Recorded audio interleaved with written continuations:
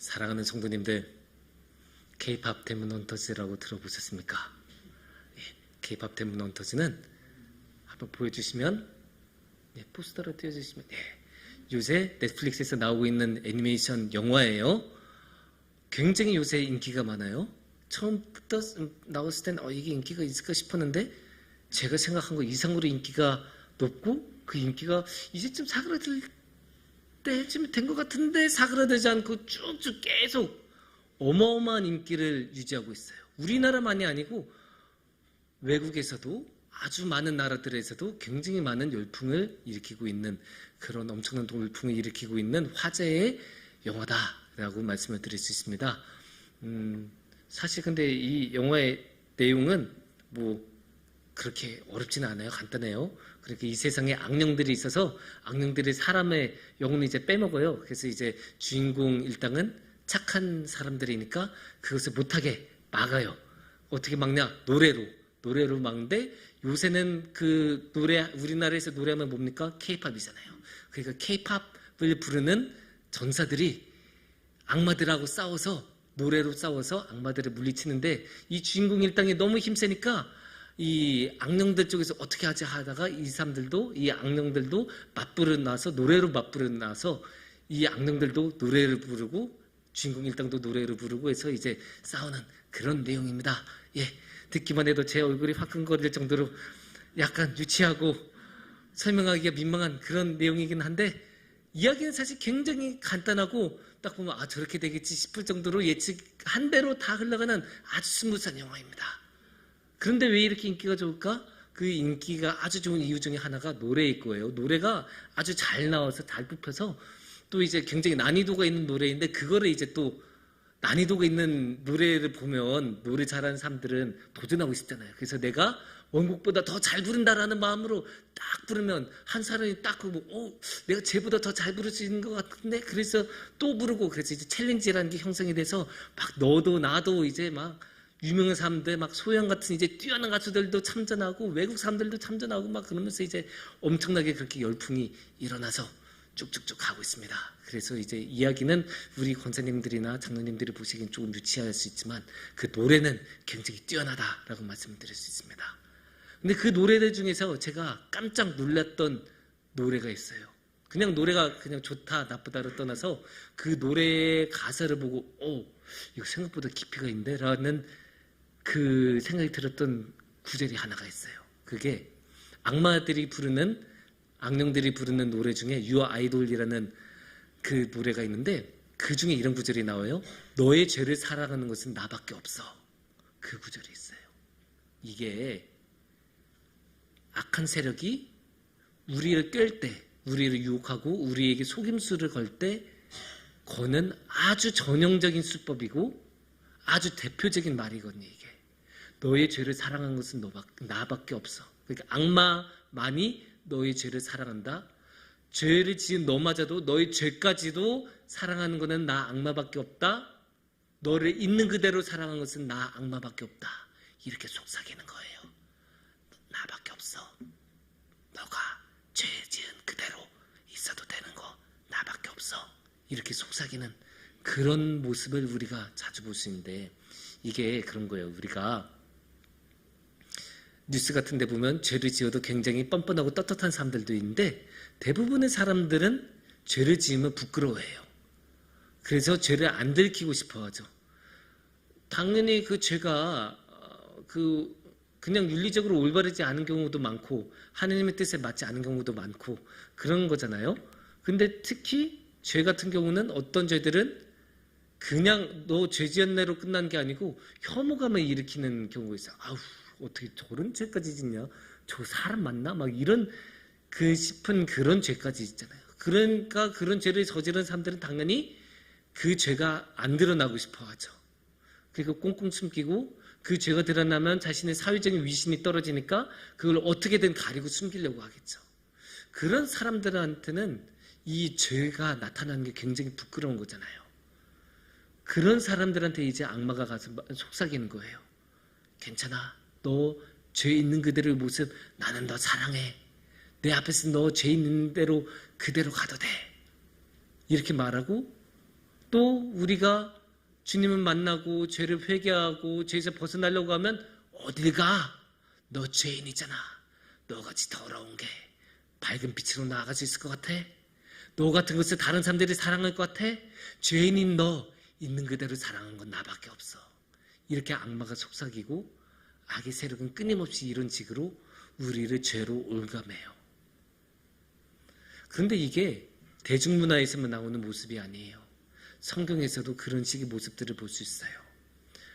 오늘의 말씀 누가복음 5장 8절도 그런 맥락에서 읽을 수 있거든요. 시몬 베드로가 이를 보고 예수의 무릎 아래에 엎드려 이르되 주여 나를 떠나소서 나는 죄인이로소이다 하니. 이게 어떤 장면이냐? 예수님하고 베드로하고 만나는 모습이에요. 누가복음에서 이렇게 예수님하고 베드로는 만납니다. 예수님은 그때도 이미 많은 이적을 베푸시고 어마어마한 하나님의 말씀을 전하셨기 때문에 그런 모습들을 보고 이미 베드로는 예수님이 평범한 사람이 아니다라는 것을 알았을 거예요. 하나님의 사람이다, 하나님의 아들이다, 이런 거를 어느 정도 느꼈을 거예요. 그런 기적들을 보고 놀라운 하나님의 말씀을 전하니까. 그런 상황에서 베드로가 예수님을 만났어요. 그래서 깜짝 놀라고 엎드리고 무릎 꿇고 나를 떠나소서 나는 죄인입니다 이렇게 말을 한 거잖아요. 그럴 법해요. 왜냐하면 예수님을 만나면 자신의 죄가 더욱 잘 드러나겠죠. 예수님은 죄가 하나도 없는 순결하신 분이잖아요. 그런 분 앞에서 나를 비교하고 두면 당연히 이만한 죄도 엄청나게 커 보일 수 있고 쏙쏙쏙 다 들여다 보일 수 있는 그런 죄가 다 드러날 거 아니에요. 그러니까 그 죄 때문에 부끄러울 수도 있죠. 그 죄가 너무나 잘 나타나는 거겠죠. 그런데 여기서 특이한 거는 그냥 죄인이라고 말한 걸로 끝나지 않고 그렇게 부끄러운 것으로 끝나지 않고 나를 떠나소서 나를 떠나소서 주여 나를 떠나소서라고 하는 그 말씀이 이제 특이한 거예요. 이게 생각해보면 우리가 죄를 짓잖아요. 우리 죄를 없애주실 수 있는 분 누구예요? 예수님이잖아요. 그러면 우리가 죄를 가지고 있는 사람이라면 더욱 예수님을 만나야죠. 더욱 예수님을 붙잡고 예수님 저 이렇게 죄인입니다. 제 죄를 없애주세요. 제 죄를 없애주셔서 제가 천국 갈 수 있도록 구원받을 수 있도록 하나님과 함께 할 수 있도록 저를 도와주세요. 그렇게 말해야 될 거 아니에요. 근데 그렇게 안 해요. 그런 이성적인 판단 내린 게 아니고 숨고 가리고 가주세요. 이렇게 말하는 거예요. 이상하잖아요. 그게 죄인이 가지고 있는 모습이에요. 그 죄에 매여 있는 모습. 그리고 악은 계속 우리를 올가매죠. 너의 죄를 사랑하는 건 나밖에 없어. 그러면서 예수님한테 못 나아가게 떠나가도록 말하도록 그렇게 만드는 거예요. 이거를 신학적으로는 바르트라는 신학자는 태만이라고 불렀어요. 그러니까 예수님께서는 이미 모든 죄와 죽음과 어둠을 이겨내시고 하늘로 올라가셔서 하나님의 우편에 앉아 계시잖아요. 그런데 우리는 아직도 죄에 빠져 있고 죄에 올가매어져 있어서 얽매여서 거기서 못 벗어나는 거예요. 계속 그 자리에 있는 거예요. 안 가는 거예요. 그냥 하나님을 따라서 예수님 손잡고 같이 천국 가면 되는데 그걸 못하고 계속 앉아있고 죄 가운데서 어둠 가운데서 벗어나지 못해요. 그렇게 퇴만해서 그렇게 죄에서 벗어나지 못하도록 악의 세력이 우리에게 던지는 두 가지 대표적인 속임수가 있어요. 첫 번째 속임수는 우리가 변할 수 없는 사람인 것처럼 말해요. 물론 사람은 잘 안 변해요. 우리가 다 경험적으로 알잖아요. 아무리 10번, 100번 말해도 치약을 중간부터 짜는 사람은 끝까지 중간부터 짭니다. 제발 그러지 말라고 해도 엎어진다고 하지 말라고 해도 끝까지 합니다. 아무리 말해도 안 되는 거는 안 돼요. 그래서 그 어르신들이 젊은 사람들한테 결혼에 관한 조언할 때 이런 말 많이 하죠. 아유, 그 결혼해도 안 변하니까 바뀔 거를 상정하고 결혼할 생각 하지 말고 그 사람의 단점이 네가 감내할 정도가 되면 결혼하고 아니면 하지 마라. 그런 식으로 말을 하잖아요. 왜냐 사람 잘 안 변하니까. 그래서 우리가 관용적으로 하는 말 뭡니까? 사람 고쳐 쓰는 것 아니다. 그만큼 잘 안 변해요. 잘 안 변해요. 그래서 이제 악한 세력은 악마는 속삭인 거예요. 너 안 변해. 여기 적용하면 어떻게 돼요? 너는 계속 죄인이야. 너의 죄 안 없어져. 너 한 번 죄인이면 영원히 죄인이지 너의 죄 변하지 않아. 너 죄인으로서 변할 수가 없어. 그렇게 계속 속삭이고 올가매요. 하지만 성경은 분명히 말합니다. 그렇지 않다고. 사람 변할 수 있다고. 사람은 죄에서 벗어날 수 있다고 분명히 말씀하세요. 대표적으로 아주 자주 말씀하시는데 대표적으로 이사야서 1장 18절을 말씀 보시면 이렇게 말씀하십니다. 여호와께서 말씀하시되 오라 우리가 서로 변론하자. 너희의 죄가 주홍같을지라도 눈과 같이 희어질 것이요 진홍같이 붉을지라도 양털같이 희게 되리라. 누가 말씀하셨다고요? 여호와께서. 하나님께서 직접 말씀하셨어요. 우리의 죄 없어질 수 있다고. 하나님께서 그렇게 말씀하신다는 건 뭐예요? 하나님께서 보증서 주신다는 거예요. 그리고 하나님께서 원하신다는 거예요. 우리의 죄가 없어지는 것을 원하시고 하나님께서 원하신다는 것은 하나님께서 그렇게 하신다는 뜻이죠. 우리의 죄 없어져요. 우리 끝까지 죄인으로 남은 거 아니에요. 우리 죄인의 상태에서 변할 수 있어요. 벗어날 수 있어요. 우리가 정말로 피처럼 진한 죄를 저질렀더라도 하얗게 순백의 모습으로 돌아올 수 있어요. 하나님께서 그거 원하시고 하나님께서 그렇게 하세요. 또 한 가지 중요한 속임수는 악마는 이렇게 속삭여요. 항상 죄와 우리가 하나인 것처럼 말해요. 우리가 그 휴지 같은 거 이렇게 막 닦고 막 이렇게 하잖아요. 닦으면 우리 그냥 버리죠. 왜 버려요? 그 휴지 더러워졌으니까. 그 휴지에 아무리 깨끗한 부분이 남아있다고 해도 그거 버리잖아요. 그 휴지는 이미 더러워졌으니까. 그렇게 이제 그 더러워진 거는 이 깨끗한 거하고 이미 하나가 되어 있기 때문에 어떻게 할 수 없다. 그런 상황이면 당연히 죄에서 벗어날 수가 없죠. 죄와 내가 하나이면 내가 가면 죄도 가고 죄가 가면 나도 가니까. 그래서 하나님께서 죄를 없애주시면 그 죄와 하나인 나도 없어지니까 절대로 죄에서 벗어날 수가 없겠죠. 하지만 휴지와는 다르게 우리가 옷 같은 거 더러워졌다고 해서 우리가 금방 버립니까? 이런 정장 얼마나 비싼데 그거 뭐 조금 더러워졌다고 한번 입고 더러워졌다고 버립니까? 그럴 수는 없죠. 어떻게 우리 세탁소로 가서 세탁소에 맡기든 세탁기 돌리든 세탁을 하잖아요. 그러면 어떻게 돼요? 옷하고 더러진 거하고 분리가 돼서 다시 깨끗해지잖아요. 우리도 그래요. 하나님께서는 우리가 죄에서 벗어나기를 원하고 우리를 죄에서 분리시켜 주시고 다시 우리가 깨끗한 사람이 되도록 만들어 주세요. 절대로 우리는 죄와 하나가 아니에요. 하나님께서는 죄하고 우리하고 다른 것이라고 분명히 보고 계세요.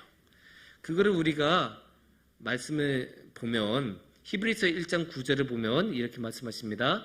주께서 의를 사랑하시고 불법을 미워하셨으니. 불법은 당연히 여기서는 이제 죄를 말하는 거죠. 그래서 하나님은 뭐라고요? 죄를 미워하신다라고 하세요. 하나님께서는 당연히 죄를 미워하시죠. 그래서 하나님은 죄하고 함께 가실 수가 없는 분이세요. 그런데 우리가 또 다른 말씀을 보겠습니다. 로마서 5장 8절 말씀을 볼게요. 우리가 아직 죄인 되었을 때 그리스도께서 우리를 위하여 죽으심으로 하나님께서 우리에 대한 자기의 사랑을 확증하셨느니라. 뭐라고요? 우리에 대한 자기의 사랑. 그러니까 하나님은 우리를 사랑하시는 거예요. 근데 죄에 대해서 뭐라고 하셨어요? 죄는 미워한다고 하셨죠? 근데 우리는 사랑하신다고 하셨죠. 미워한 거하고 사랑한 거하고 동시에 함께 가는 경우도 가끔 있죠. 애증이라고 우리가 부르기도 하지만 그래도 상식적으로 대부분 미워하는 거하고 사랑하는 거하고는 같이 않아요. 동시에 하지 않아요. 보통 따로따로 하죠. 그러면 여기서 우리가 보시는 건 뭐예요? 하나님께서는 죄는 미워하시고 사람은 우리는 사랑하신다. 이렇게 볼 수 있죠. 이거를 종합하면 우리가 자주 사용하는 관용구로 뭐라고 합니까? 하나님께서는 죄는 미워하시되 죄인은 사랑하신다. 엄연히 하나님께서는 죄하고 죄인하고 구분하십니다. 그래서 죄는 미워하시고 죄는 없애시라고 하시고 죄는 하나님께서 처리를 하시지만 하나님께서는 우리는 사랑하시고 죄인이신 우리를 건져주시려고 구원해 주시려고 모든 노력을 다 하시고 그렇게 하나님께서 그 자신의 사랑을 그렇게 보여주신 거죠. 그 사랑을 어디까지 보여주시냐? 저 십자가까지 보여주신 거예요. 저 십자가에 오르시는 한이 있으시더라도 아까 로마서 5장 8절에서 말씀하신 것처럼 그리스도께서 우리를 위하여 죽으심으로 자기 사랑을 확증하셨다고 하잖아요. 그냥 보여주신 거 아니에요? 그냥 말만 하는 거 아니에요? 십자가에서 죽으시면서까지 자신의 모든 것을 내어주시면서 생명까지 내어주시면서까지 그 죽으심으로 사랑을 보여주세요. 그렇게 하나님께는 예수님께는 우리는 포기할 수 없는 사람들이에요. 그만큼 사랑하시고 그만큼 포기할 수 없는 사람들이기 때문에 죄 좀 묻었다고 우리를 버리지 않으세요. 그래서 하나님께서는 그 죄를 없애주시고 우리를 죄에서 건져주시고 우리를 끝까지 사랑하십니다.